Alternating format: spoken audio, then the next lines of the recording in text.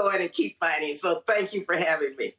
Thank you so much, Congressman. I appreciate that so much. And I do want to bring in your colleague now. Joining me now is Congressman Raul Ruiz, also of California. He's also the incoming chair of the Congressional Hispanic Caucus. Congressman, I'm so happy to have you here because you actually wear a few different hats, one being a former ER doctor yourself. So I'll pick it up where the Congresswoman left off. I want to start with COVID in California. The numbers there frighten me. They are frightening. Tell me why you think the numbers are so bad there and what's being done about it. The numbers are bad because we're seeing a surge on top of a surge on top of a surge. First, we had Halloween, then we had the Thanksgiving, and now we're having Christmas, and then we're having New Year's Day celebrations. And so what we're seeing is the lag of the effects of people gathering, not following physical distancing, not wearing masks, and spreading the virus within their household and into their community.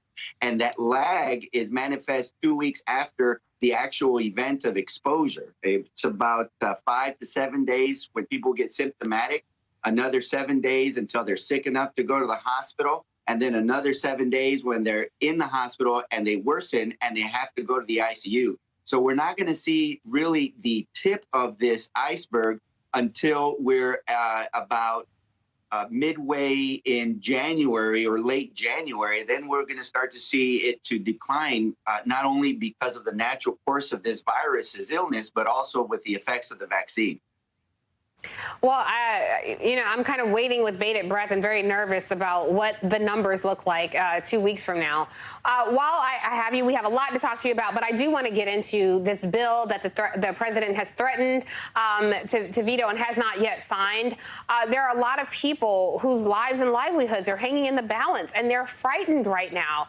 I tend to think that this president has a flair for the drama. You know, he likes to draw these things out because he's treated governing as though it's a reality TV show. But for those people who are in the thick of it, who are worried about their lives, their kids' lives, their mortgage, their rent, what do you think is going to happen with this president? Because this is not a game. Today, people run out of money. Monday, the government is set to shut down. For people who are sitting here waiting on a very thin layer of ice before they sink deeper into poverty and devastation, really, what do you predict is going to happen, and what can the Democrats in Congress do about it?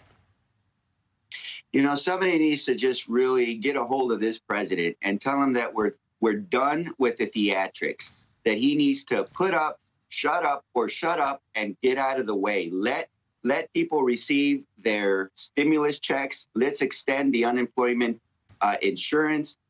And if he is serious about the $2,000 per person increase in the stimulus check, then put up. Let's make it happen. I don't see him on television putting pressure on Mitch McConnell, Kevin McCarthy. I don't see him out there really rallying his base on making sure Republicans are out to increase the stimulus check. Instead, he's checked out in Mar-a-Lago playing golf. So either put up or shut up and get out of the way, because people are struggling right now. They're anxious. They're concerned. They had to look at their children's face and tell them they couldn't have the Christmas they normally could. And that was heartbreaking for millions of parents out there.